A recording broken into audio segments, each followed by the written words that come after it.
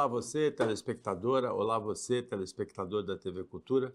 A partir de agora você acompanha a Opinião Litoral, edição desta quinta-feira, 8 de agosto de 2024. Você vai ter comentários, análises pelo médico Benjamin Rodrigues Lopes, e a gente recebe hoje com muito prazer a bióloga e especialista em meio ambiente Ingrid Furlan. A gente vai começar falando sobre um problema que é crônico no Brasil e que traz consequências também crônicas no Brasil, que é o problema da falta de infraestrutura em saneamento básico. Um país onde 44% das pessoas não têm acesso à rede de esgoto e 16% estão sem água tratada, os efeitos na saúde custam caro, no bolso e na vida das pessoas. Segundo a Associação e Sindicato Nacional das Concessionárias Privadas de Serviços Públicos de Água e Esgoto, de 2021 a 2023, as doenças relacionadas à falta de saneamento causaram 330 mil internações por ano, que levaram a 70 mil óbitos em média. Isso corresponde a quase 11% das mortes de internados no período. O custo chega a 740 milhões de reais por ano. 75% da população brasileira que não tem esgoto vive com até um salário mínimo per capita. São pessoas pretas e pardas e, infelizmente, crianças. As crianças no Brasil, ali até 14 anos, têm um nível de atendimento menor. Então, não é somente despesa em saúde, não é somente onerar o SUS com doenças que poderiam ser, revertidas, evitadas, mas é também prejudicar justamente a população mais vulnerável. Segundo a Organização Mundial da Saúde, cada real investido em saneamento economiza 4 em gastos na saúde. O Brasil tem como meta universalizar o acesso à água e esgoto até 2030. O estudo estima que isso pode gerar uma economia de 25 bilhões de reais para o sistema de saúde nos próximos 16 anos. O que é necessário é que a sociedade siga desenvolvendo projetos, siga estabelecendo parcerias e que a sociedade fiscalize esses resultados também, porque não basta disponibilizar recurso, não basta ter um investimento se não tiver um resultado na ponta. Tem o aspecto da saúde, tem um aspecto econômico, tem um aspecto ambiental. A gente vai começar conversando sobre o aspecto da saúde com o médico Benjamin Rodrigues Lopes. Falta de saneamento, aumento de internação, aumento de doenças crônicas e óbitos, né? Boa tarde a todos os nossos ouvintes.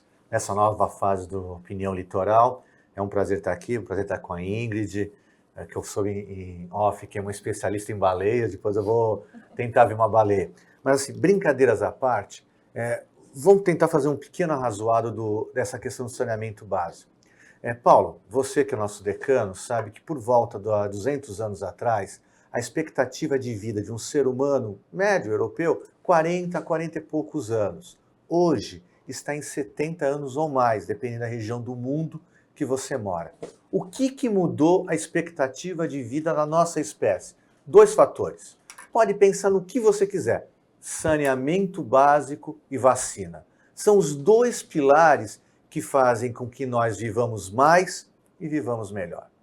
Dizer saneamento básico na cidade de Santos, que salvo engano tem quase que 98% da cidade servida com água tratada e esgoto coletado, é fácil. Mas a gente também é a cidade de Santos que tem a maior favela de palafita da América do Sul, o Dique, que faz vizinha com o São Vicente, que tem a outra parte da favela, que não tem água e não tem esgoto. Falar de falta de água e de esgoto é falar de mortalidade infantil. E esta é a região do estado de São Paulo que tem o maior índice de mortalidade infantil e está associada com as doenças diarreicas, contaminação de água, esgoto não tratado. Quando a gente não trata o esgoto, além de nos matar enquanto pessoas, a gente destrói todo o nosso meio ambiente. Porque não basta apenas coletar o esgoto, tem que dar um fim digno para as nossas indignidades. E às vezes as nossas cidades não fazem isso. Eu tenho uma pequena história, Paulo, se você me permite. No começo de carreira minha, eu fui fazer trabalho voluntário de uma creche espírita no Dique da Cacheta. Quem não conhece, São Vicente, daqui da onde nós estamos na televisão, 30 minutos de carro. E E no primeiro dia eu indignei, a creche era uma palafita, porque não tinha banheiro. A parte reservada para o banheiro era um buraco no meio do chão. Eu cheguei para a coordenadora da Espírita inocente, estava começando a vida e falei, olha, não dá para a gente atender pessoas assim. Se você não tem dinheiro, condição, nós vamos comprar uma privada e vamos colocar ali, no mínimo. Ela falou, não faça isso. Por 5 vezes nós colocamos privada. Só que as crianças arrancam porque não sabem para que funciona. Elas estão acostumadas a fazer no buraco in natura. Falar de falta de saneamento básico é isso. É dignidade humana, é sobrevida da pessoa, é expectativa de vida de qualidade maior. Agora tem um aspecto ambiental, não é? Boa tarde, Ingrid. Prazer em receber você aqui. Boa tarde, um prazer estar aqui com vocês. Muito obrigada. Então, acho que a gente tem que pensar na origem do problema. O saneamento, as mortandades por saneamento é uma consequência, a origem está lá longe. Está no planejamento urbano, está na falta de distribuição de renda, está na falta de política habitacional adequada, está na falta de planejamento de aonde vão morar as pessoas que não têm condições de morar na área urbanizada. Então, isso é em todo o Brasil e a gente sabe que as empresas de saneamento, fazer saneamento em local de ocupação, elas não podem, é ilegal, né? Ela não pode colocar saneamento em ocupação irregular. Então, da maneira como se encontra hoje, é um trabalho que tem que começar com a regularização, com conjuntos habitacionais, com planejamento urbano que preveja toda essa parcela da população que está vivendo em condições insalubres. E isso envolve um interesse público, né? Um interesse da sociedade em buscar soluções para isso. Então, a gente pensa, sempre quando se pensa em saneamento, a gente pensa nos sistemas grandes para saneamento, não é? Santos, como Benjamin citou, é uma cidade que dentro do Brasil tem uma condição favorável, mais de 90% do esgoto é coletado e não é tratado, né? Mas é coletado e enviado para o emissário submarino. Tem um tratamento primário, né? Tem um tratamento primário com cloro, né? Retira os sólidos, mas não é tratado, né? Não é um tratamento completo. Agora, mesmo com todo esse sistema de Santos, a gente tem toda essa população que não recebe tratamento e que vive ali em condições insalubres, as crianças nadando na mesma água onde se evacua. E aí a gente tem que pensar em alternativas. E alternativas, muitas vezes, de uma maneira rápida, seria a gente buscar formas alternativas de saneamento para essas comunidades enquanto não tem uma urbanização adequada, né? E a gente tem alternativas hoje. Alternativas para pequenas comunidades. Alternativas para saneamento rural, por exemplo. Tem várias alternativas simples que você pode adotar, né? Um banheiro seco, um sistema... Tem sistemas que são com cargas elétricas que diluem o esgoto. Então, a gente pode buscar... químico também, né? Banheiros químicos. Então, assim, a Unicamp, inclusive, tem um manual de mais de 14 alternativas para saneamento em comunidades pequenas. Então, é interessante a gente buscar essas alternativas, porque esperar que a área seja urbanizada, seja regularizada, para poder ter o saneamento que vai fazer a coleta, encaminhar para as áreas de acondicionamento, de pré-tratamento, isso é a médio e longo prazo. A curto prazo, a gente tem que buscar alternativas. E a grande solução para o problema é realmente a gente ter uma sociedade mais justa, né? Com uma melhor distribuição de renda, com condições adequadas para todos. Então, isso é a longo prazo. Agora, Benjamin, quais são as doenças de maior incidência provocadas por essa convivência, né, entre as crianças, principalmente, mas também adultos e os coliformes fecais que vêm dessa falta de saneamento básico? Então, a gente, quando fala da contaminação, é oral fecal. Então, literalmente, você engolir dejetos das fezes. Então, nós vamos ter as doenças diarreicas, que no passado recente era a principal causa de mortalidade infantil. Até a década de 70, não é? Sim, em Santos principalmente. Quando eu me formei em 90, só para dar um exemplo, o Hospital da Santa Casa, que era o maior hospital da região, ele tinha uma ala inteira só para crianças com diarreia e matavam muito. A gente, nessa cidade, não tem mais isso, porque como a gente vive numa ilha de prosperidade. A Ilana da matéria falava que atinge as mulheres pretas e pardas. E eu colocaria o terceiro P, as periféricas. Então, as doenças fecais orais diarreicas vão ter. E sempre é uma bomba relógio preparada para cólera, que graças a Deus nós não temos na região há quase 40 anos, mas que é um grande ponto. E aí, Paulo, se pudesse colocar, nós estamos preparando para a cidade de Santos um projeto chamado Projeto Palafita, de urbanizar em cima da palafita. E eu queria entender um pouco do prefeito como é que vai funcionar toda essa rede de esgoto, de levar água. E nós também temos uma outra vertente, nós temos um porto. E vira e mexe a gente se depara com notícias de que os navios soltaram os dejetos no meio da Baía de Santos, que também é uma forma de poluir. Sem contar que esses dejetos, quando não são captados decentemente, e aqui em Santos, que alguns vão por canais, por esgotos clandestinos, são a fonte de contaminação na praia. Sabemos que toda vez que chove em Santos, o cocô dos nossos cachorros e dos esgotos clandestinos vão para a praia e a tornam imprópria. Agora, os navios têm uma fiscalização em cima disso, né, de eliminação de resíduos de saneamento, né?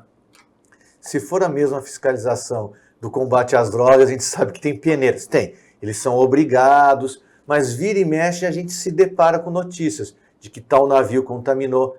Não preciso lembrar muito que alguns anos atrás nós tivemos um descargue de petróleo que atingiu as costas brasileiras e a gente nunca descobriu qual foi o navio que fez isso.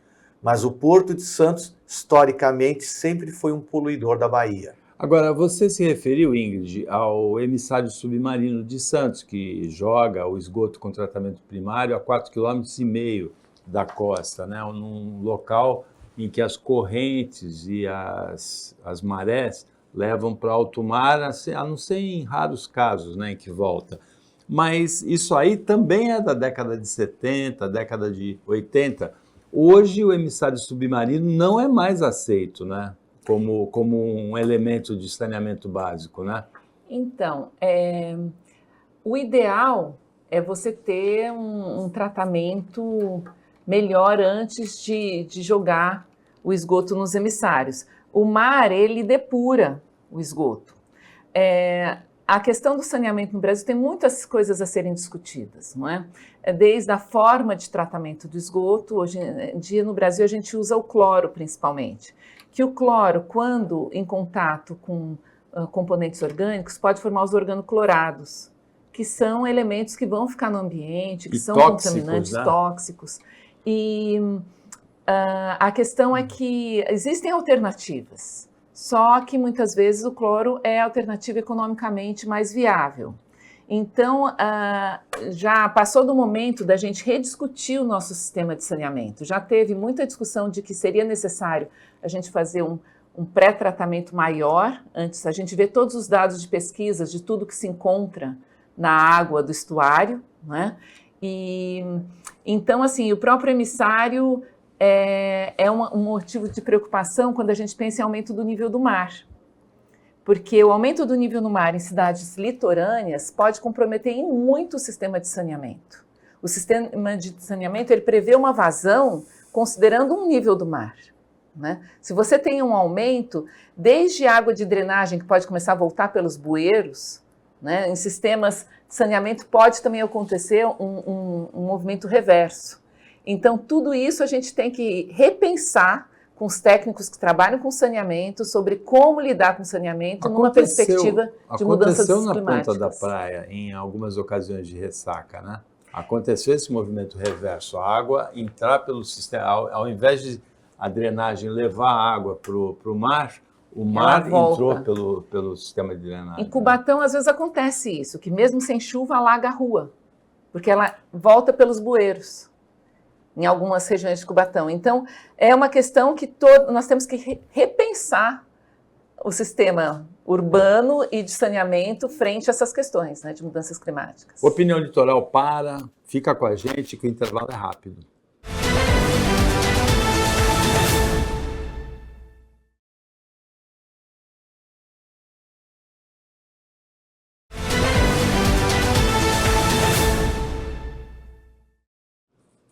Voltando com o Opinião Litoral desta quinta-feira, a gente recebe a bióloga, com especialidade em meio ambiente, Ingrid Furlan.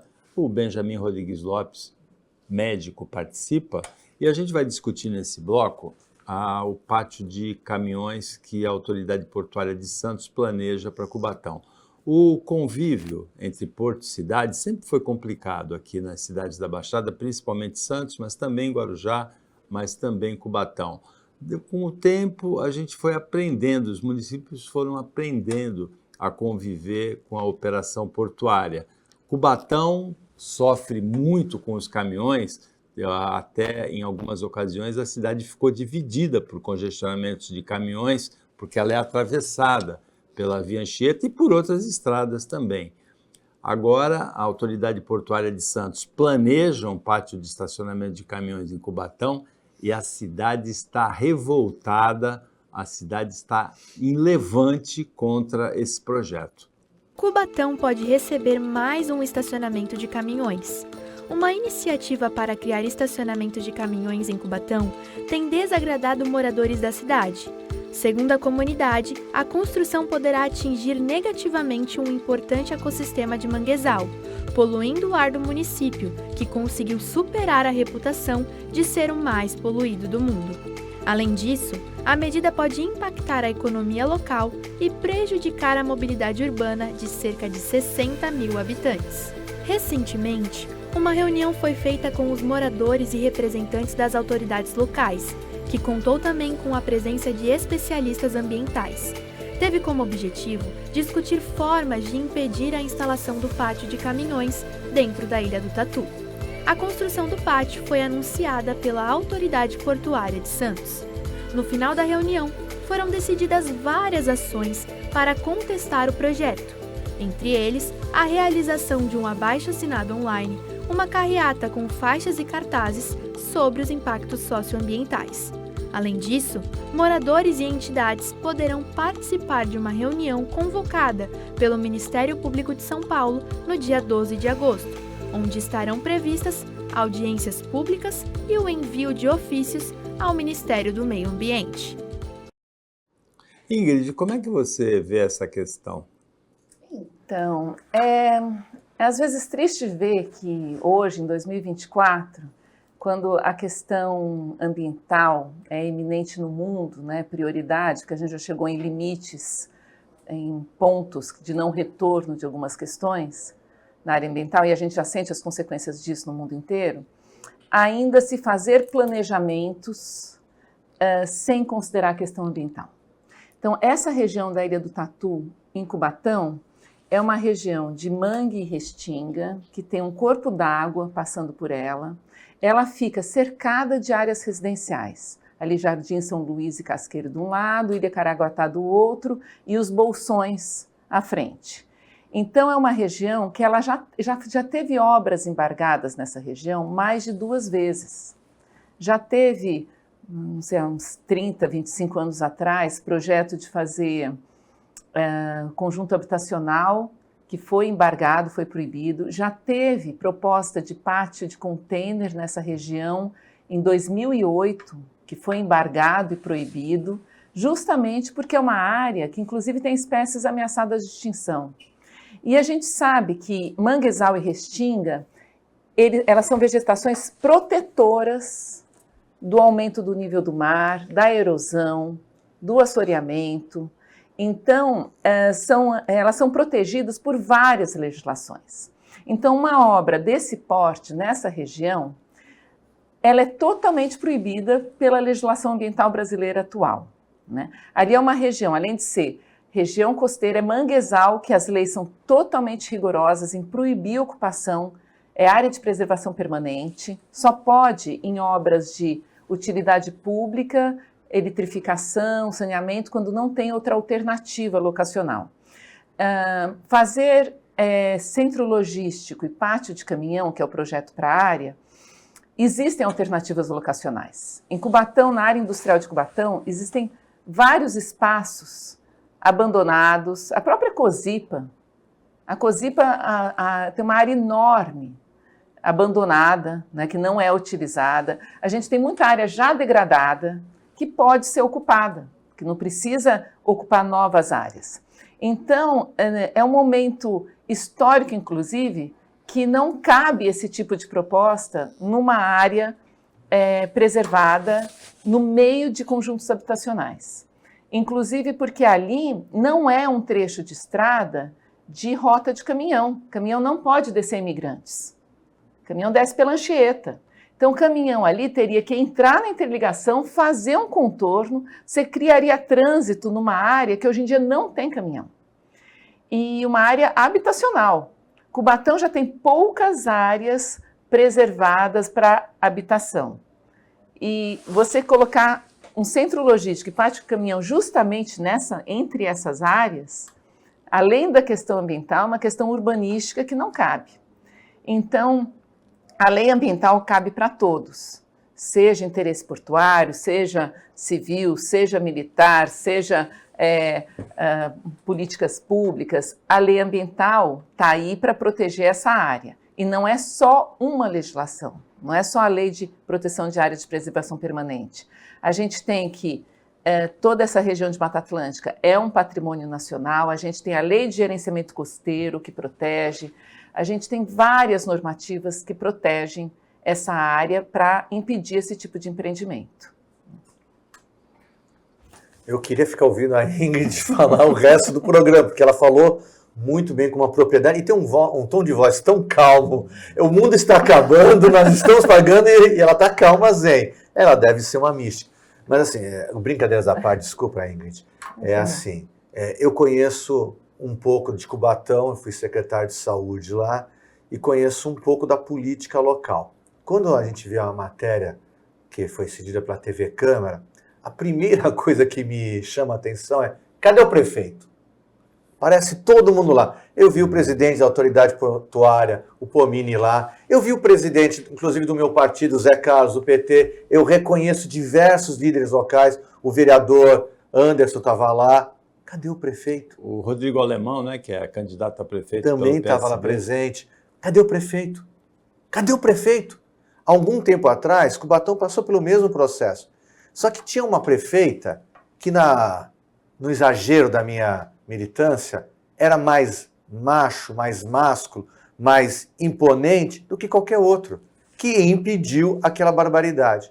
Parece que nesta situação específica, algum gênio pensou assim: qual o pior lugar possível para eu fazer um pátio de caminhões? Ah, é esse? Pois é esse que nós vamos organizar. É piada de mau gosto. Eu nem defendo a modalidade de caminhões. Acho que a gente, você que é engenheira, a senhora que é bióloga, sabe muito bem que a nossa região já está saturada.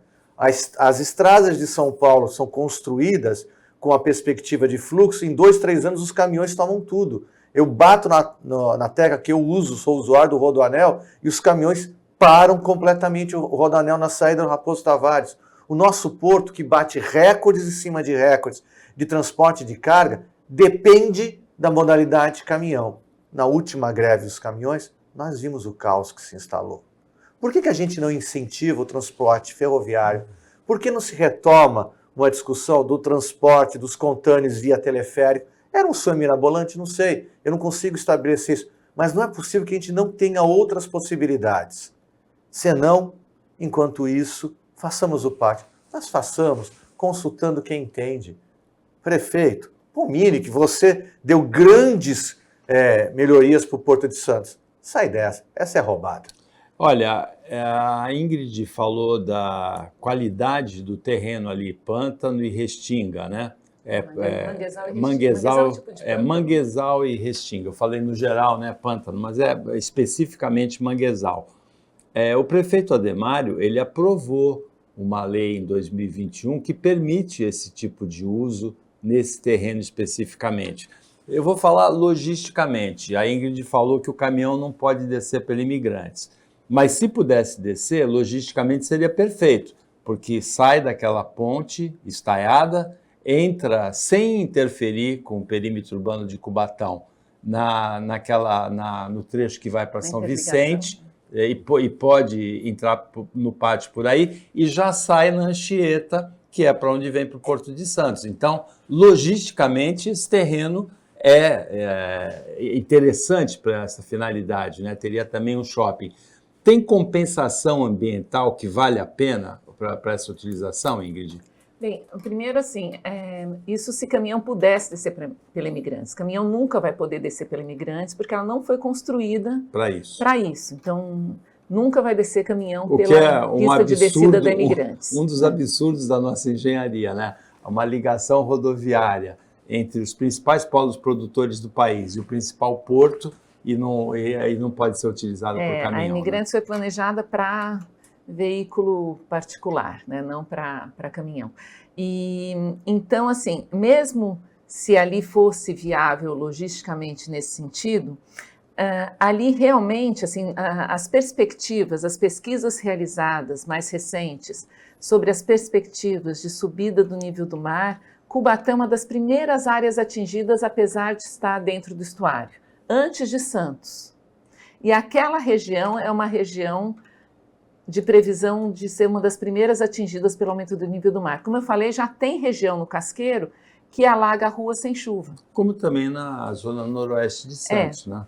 Então, ali, aquele manguezal é uma área protetora, como eu falei, ela já foi proibido várias obras ali. Então, já teve embargo, já teve proibição, justamente pela análise ambiental de diversos técnicos. Teve um projeto ali na época de 2008, que durante 3 anos tentaram liberar. E não foi liberado porque todos os estudos mostravam que ali era inviável, né? Além de ser área de preservação permanente, era uma área importante para essa proteção, né, da região. Então, realmente é uma área ambientalmente inviável. E não tem compensação que resolva isso. Não tem compensação ambiental que compense um dano ali. Porque compensação ambiental, os portos que foram construídos ocupando manguezais mais recentemente, né, a Embraport, outros terminais, a compensação é proteger mangue em outro local. Os mangues são protegidos por lei. Então, você sempre vai estar perdendo capital natural quando você ocupa um, né? Olha, Opinião Litoral volta rapidinho para o terceiro bloco, não é o último.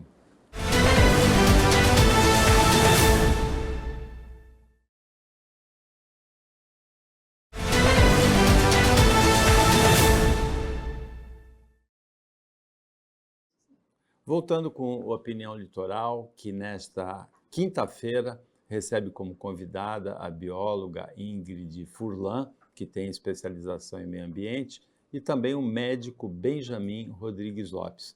Todo mundo tem medo de superbactéria, não é? Você também tem?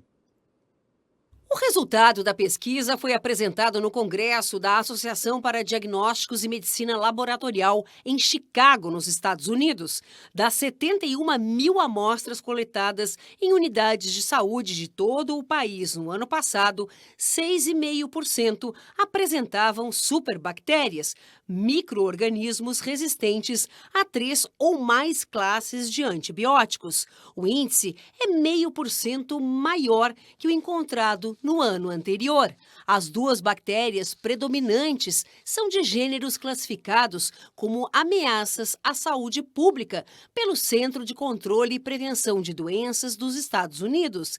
Elas causam infecções mais difíceis de serem controladas, especialmente em pacientes vulneráveis, como idosos, pessoas com deficiência de imunidade ou que passaram por cirurgia. E no caso dessas bactérias cuja presença tem aumentado, fica mais difícil o tratamento. Então, o efeito pode ser prolongado e pode até mesmo ser fatal, porque as pessoas têm uma infecção e não se consegue combatê-las. Segundo os pesquisadores, o cenário atual é diferente de antes da pandemia. Durante a crise sanitária, houve um aumento indiscriminado do uso de antibióticos. Algumas pesquisas globais concluíram que esse tipo de medicamento foi prescrito para 6 em cada 10 pacientes internados com Covid-19, independentemente da presença de infecção bacteriana. E é justamente o crescimento do uso do antibiótico que pode ter levado ao avanço de superbactérias em ambiente hospitalar. Qualquer antibiótico que você use favorece a resistência. Só que você tem que pesar o que vai aparecer de resistência contra a cura que a pessoa pode ter. Então, está valendo, vamos arriscar a resistência porque nós precisamos curar. O difícil é quando a pessoa usa antibiótico e não precisa. Um estudo feito pela Associação Fundo de Incentivo à Pesquisa serve de alerta para a importância da adoção de protocolos de prevenção nos centros de controle de infecção. O treinamento e as boas práticas ajudam a proteger pacientes e profissionais de saúde da ameaça das superbactérias. Cada vez que se usar um procedimento invasivo, então vai passar uma sonda, vai passar um catéter na veia, vai pegar, tem que ser feita com técnica absolutamente correta. Então, para isso, o profissional de saúde tem que estar treinado. A cirurgia tem que estar toda com preparo adequado. O material, é claro, esterilizado. Então, assim, a técnica com a qual a gente faz as coisas é muito importante. A superbactéria, você é médico, Benjamin, mas para quem não é médico, o nome superbactéria é assustador, não é? Se a bactéria já ameaça, imagina a superbactéria, né? Então, eu fico pensando que deve ser da Marvel, né? O novo filme da Marvel, Superbactéria, vem aí. Então, só para corrigir um pouco, Paulo, bactéria não é nosso inimigo. Nós convivemos com bactérias no nosso corpo o tempo inteiro. Algumas, né? E elas, inclusive, são amigas nossas, co-evoluíram com a gente. O problema é que algumas bactérias... Tem uma bactéria, por exemplo, que é a que dá a fermentação no pão, né? O fermento biológico é uma bactéria, né? É um fungo. É que ele confundiu com a cerveja, que é o que ele gosta. Cerveja é bactéria, o pão é fungo. A gente conhece quem bebe, na hora fácil. Mas é isso mesmo. Os micro-organismos, para a gente falar melhor do lado da bióloga, podem ser nossos parceiros ou podem ser nossos inimigos. Vou dar um exemplo na minha especialidade. Na vagina das mulheres existe a cândida, que é um fungo. E a função dela é comer células mortas da vagina. Ele é mais ou menos um higienizador da vagina. Em alguns momentos, a cândida enlouquece, ou por problema de imunidade da mulher, ou por problema de mudanças no meio ambiente dela e causa doença, candidíase. Ela é amiga, mas se tornou inimiga. Bactérias em um hospital é o reino delas, porque nós estamos tratando pessoas debilitadas. E eu fiquei anotando, assim, primeiro assim, eu quero saudar o Cláudio Mairovich, que aparece como sanitarista, ele foi secretário de saúde da cidade de Santos, no governo Davi Capistrano. Então, uma das pessoas que conhece muito sobre isso. O principal problema de contaminação por bactéria em ambiente hospitalar é causado por médicos. Primeiro, porque nós médicos não lavamos a mão frequentemente. Eu encosto numa pessoa, pego a cepa de bactérias e transmito para o outro. O ato de lavar adequadamente a mão diminui muito a possibilidade de contaminação hospitalar. Segundo problema... Mas já se sabe isso desde o século XVII, não é? Ingres von Zammelweis morreu enlouquecido porque ele berrava para os médicos, lavem as mãos, e ninguém acreditava. Em que século isso? 17? 1700, século XVIII, né? Século XVIII. Enfermeiras também, né? Sim, Florence Nightingale na Guerra da Crimeia, que está de novo em guerra hoje. Então, este é um problema. O segundo problema é o excesso de procedimentos. Vou novamente contar a minha história pessoal. Eu sou obstetra.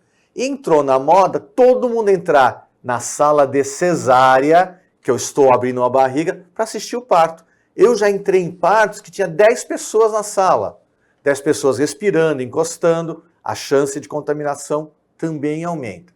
Por último, e não menos importante, o ato da gente prescrever antibiótico para tudo e para nada.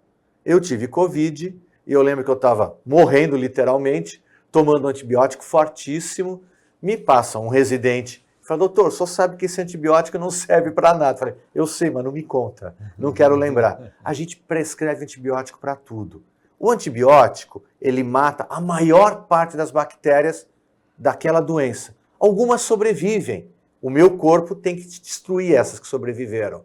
Quando o meu corpo não faz o tratamento correto, não consegue, ou eu tomo metade do remédio e paro, eu facilito criar bactérias resistentes àquele antibiótico. Se eu precisar, vou ter que usar um antibiótico mais forte, até o momento que esgota. Então, a gente deve usar antibióticos, sim, é uma das maiores descobertas da medicina. A penicilina, por volta da década de 40, 41, mudou a sobrevida da nossa raça. Mas se eu não tomo adequadamente, começo mal ou termino mal, eu acabo criando condições da superbactéria. Muitos pacientes, Ingrid, eles fazem um tratamento com antibiótico, e o antibiótico é de 7 dias. Sumiu o sintoma no 3º dia, para de tomar. Mas algumas bactérias conviveram com esse antibiótico, não morreram, e daí em diante esse tipo de bactéria não vai mais morrer com esse antibiótico, né? E aí a gente tem que lembrar de uma coisa, que a gente tem pouca medicina preventiva, né? Então, voltando no primeiro tempo da água e esgoto, né? Medicina preventiva, aquela questão, uma pessoa com uma população mais saudável, menos doenças. As pessoas tendo consciência de cuidados de saúde, de fortalecimento de imunologia. Então, hoje em dia, realmente, quem vai, às vezes a pessoa está com uma gripe, vai no pronto-socorro. Então, às vezes não é necessário. O antibiótico não mata vírus da gripe, né? Ele mata se tiver uma infecção bacteriana, se já tiver com uma pneumonia, com uma bactéria. Mas a gripe, o antibiótico não resolve.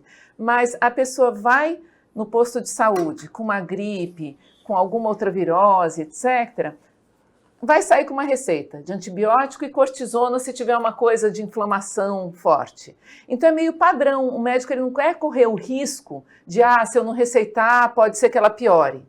E aí acaba tendo um excesso de prescrição de antibiótico desnecessário. Então a gente precisa de mais educação em saúde, né? As pessoas terem consciência que muita coisa você consegue tratar melhorando sua imunologia, cuidando para... Tá com gripe, fica em casa, fica ali, toma vitamina, né, descansa. Estou falando aqui coisa para o médico que ele vai dar bronca em mim. Você está sendo absolutamente correta e didática. E eu acho que precisa ter uma medicina preventiva, né? Agora, a Ingrid falou para a gente no outro bloco que tudo que o corpo humano elimina pelas fezes, mas principalmente pela urina, vai chegar no mar. Chega muito antibiótico no mar? Olha, antibiótico, hormônios. Teve caso já na Alemanha de ter caso de infertilidade em homem, porque eles tomavam água tratada do rio que era cheia de hormônio feminino, das mulheres que tomam pílula. Então a gente tem, assim, a água do mar, os peixes ali estão todos tomando tudo quanto é coisa, né? Estão se alimentando. Então é cocaína, como saiu a pesquisa recente, hormônio, antibiótico, fora os contaminantes todos. Então a nossa água próxima à região urbana realmente tem de tudo. Então, esse também é uma questão. Quando se toma muito antibiótico, quando se toma muito antidepressivo, tudo isso está sendo eliminado pela urina e vai para a água. Aqui nós não bebemos a água de rio tratada, mas em cidades que não tem mar, que o esgoto tratado vai para o rio e que a água que se bebe vem do rio, as pessoas estão tomando tudo isso. Você sabe que na primeira grande epidemia de cólera dos tempos modernos, em Londres, descobriu-se que eles não sabiam que a contaminação era pelo Vibrio cholerae que estava na água. O Vibrio é um tipo de bactéria? É uma bactéria. E aí, como é que eles começaram a desconfiar que a água que era o grande problema? Porque tinha um grupo de funcionários de cervejarias que não bebiam água do rio, bebiam só cerveja durante o dia e não pegavam cólera. E aí, a gente sabia que antigamente os romanos faziam isso, bebidas destiladas, não, mas o vinho e a cerveja era um método eficaz de você evitar doenças, contaminação da água. Então, para você que está chegando sexta-feira, a cerveja pode ser um bom tratamento. Olha aí, para quem gosta de cerveja, para quem gosta de vinho, pode ser reforçar a imunidade, né, contra algumas doenças. Beba com moderação, né? Por isso que o pessoal lá naquela época, os bárbaros, viviam um brigando com o outro, porque realmente beber água era um fator de doença. Então bebia só os destilados fermentados, né?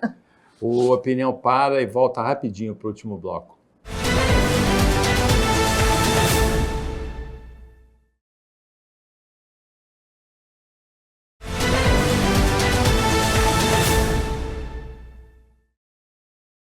Voltando com a Opinião Litoral, agora é o último bloco. As notícias vão ser comentadas pelo Benjamin Rodrigues Lopes, pela Ingrid Furlan. O Benjamin é médico, a Ingrid é bióloga. Benjamin, a Justiça suspendeu o programa de implantação de escolas cívico-militares do governo Tarcísio de Freitas em São Paulo. O PSOL entrou com uma ação direta de inconstitucionalidade, o PSOL, partido político, no Supremo Tribunal Federal, E a Associação dos Professores do Ensino Oficial, do Ensino Público do Estado de São Paulo, a POESP, pegou essa ação e levou para o Ministério Público de São Paulo e a Justiça suspendeu o programa enquanto o Supremo não se pronunciar sobre isso. A legislação brasileira de educação não prevê esse tipo de escola. Graças a Deus.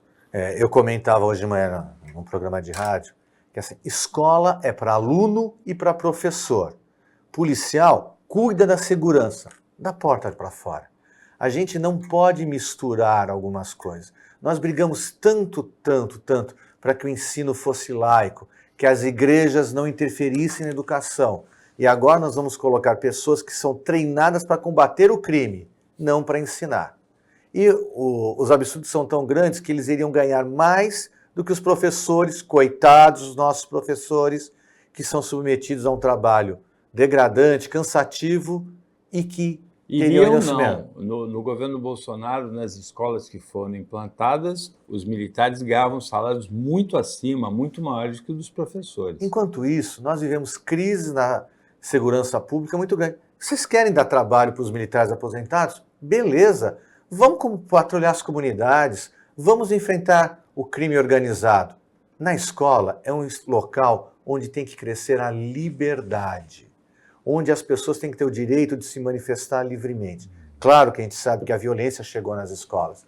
Nós temos o tráfico na porta das escolas. Nós temos os adolescentes, principalmente na periferia, com problemas de violência. Nós também temos na cidade, no centro da cidade. Mas a escola tem que ser igual para todos e livre. Escola cívico-militar, não. Também não quero que o professor vá para o quartel prestar serviço militar. São separados. Por que a gente não pode trabalhar com isso? Ou nós vamos retroceder e vão ter as escolas confessionais em que você é obrigado. De manhã alguém fala, mas os professores são todos esquerdistas. E eu pensava, se o professor que estuda é de esquerda, talvez esteja certo à esquerda. Mas e os militares são todos de direita? Então nós vamos criar um conflito lá dentro? Não. Existem professores de esquerda, professores de direita, militares de esquerda, militares de direita. Cada um na sua escola ou no seu quartel. Ingrid? Então, eu concordo plenamente com o Benjamin e eu entendo A Ingrid agora é minha melhor nova grande amiga. E eu entendo que a escola é um ambiente para a criança, para o jovem, se desenvolver enquanto cidadão. Então, a educação tem que permitir ao jovem ele desenvolver a crítica, ele adquirir conhecimentos, abrir janelas para o mundo e ele se desenvolver enquanto pessoa. Então, nem ideologias, nem religião, nem militarismo, cabe um direcionamento dentro da escola. A escola é para trazer a informação para o aluno formar o seu conceito criativo e poder se tornar um cidadão do mundo, né? E, então, realmente tem que ser separado. Os militares, a formação deles é para defender o país, é a questão de segurança, é uma formação específica para isso. Hierarquia. Né? Hierarquia. As escolas, os professores, infelizmente no Brasil, são muito desvalorizados. Professor devia ser a profissão que ganha melhor e mais valorizada. Eu vejo muitas vezes quando grupos de amigos, cada um fala o que está fazendo, o professor ele fala meio assim, eu sou professor, tipo assim, olha, é só Desculpa. isso que eu faço, né? E devia ser a profissão mais valorizada, porque é aquele que forma os cidadãos futuros. Então, o que nós precisamos é investir mais nos professores. Precisamos ter professores, os professores são capacitados, mas precisamos investir mais, garantir que eles tenham uma formação, que eles possam trazer informação de uma maneira isenta, ampla, estimulando a crítica, estimulando a democracia, para formar cidadãos que sejam grandes pessoas numa sociedade, né? Então, nós precisamos valorizar os professores. Agora, Ingrid, essa tentativa de implantação de escolas cívico-militares, ela está ligada a um pensamento conservador de resgate de um respeito pelo professor, de uma disciplina que se perdeu nas últimas décadas. Você acredita que não seja o melhor caminho esse para recuperar essa disciplina, que é um elemento importante na vida das pessoas, para recuperar esse respeito pelos professores? Então, eu acredito que realmente hoje em dia toda a sociedade, da forma como foi andando, com a influência toda dos jovens terem essa liberdade e esse outro mundo, né, até virtual, em que aprendem muita coisa, a gente vê essa questão da falta de respeito, muitas vezes, pelo professor, a falta de disciplina, mas não é o militarismo que pode trazer uma disciplina com respeito. Porque o militarismo, o que vai fazer para impor disciplina numa galera de jovens indisciplinados? Vai ser através do quê? Da punição? Que vai conseguir essa disciplina? Vai ser através do rigor, de castigo? Como é que vai conseguir essa disciplina? A disciplina independe de ser militar ou de ser professor civil. A disciplina é como se lida com a sala de aula. Primeiro, o professor tem que ser valorizado, para o aluno respeitar o professor. O professor tem que ser valorizado e o aluno ele tem que entender que ele está ali para o interesse dele. Ele não está ali porque é uma obrigação perante o professor, ele está ali para ele. Então, a gente consegue professores, eu já fui professora de escola primária, de ensino fundamental, de ensino médio, e a gente sempre percebe numa escola que tem aquele professor... E você, quando era professora, quando perguntava, você falava timidamente também? Eu sou professora. Eu adorava ser professora. E a gente via nas escolas que eu dei aula, escolas públicas ou privadas, que tem aquele professor que consegue uma classe disciplinada, que todo mundo presta atenção, porque os alunos estão interessados, eles estão envolvidos, o professor, ele tem o tempo de preparar a aula, ele tem o tempo, ele não chega nervoso, estressado, cansado na aula. Então, assim, os professores, eles conseguem impor disciplina e respeito dependendo da capacidade dele de gerir essa classe. E classes com 40, 45 alunos é muito difícil. Você precisa ter classes menores, que o professor tenha tempo de preparar a aula, tenha tempo de atender aluno. Então, o que a gente precisa é valorizar o sistema que tem e valorizar o professor. Não é através de um sistema que traga punição e rigor que você vai formar cidadãos melhores, né? Você precisa, dentro da situação que se tem, você ter professores capacitados para manter essa ordem, essa disciplina. E para isso você precisa classes menores, você precisa melhor estrutura, você precisa respeito ao professor, né? Começando com o governo valorizando os professores. Agora, Benjamin, você não aceita a escola cívico-militar como uma opção para pais que querem esse tipo de educação para os filhos?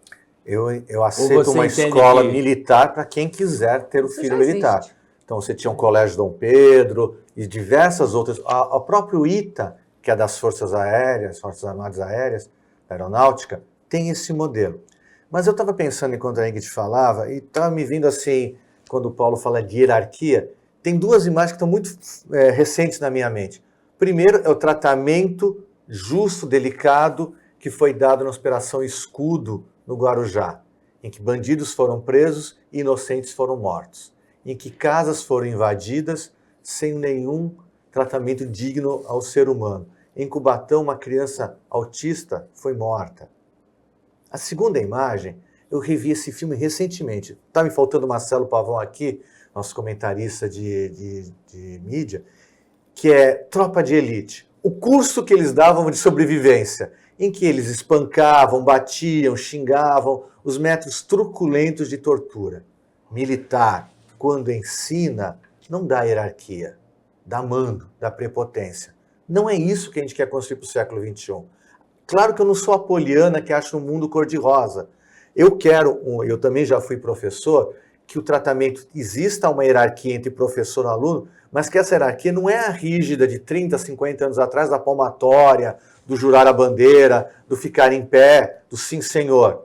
É também a mesa redonda, onde as pessoas trocam saberes, onde o professor educa e aprende ao mesmo tempo.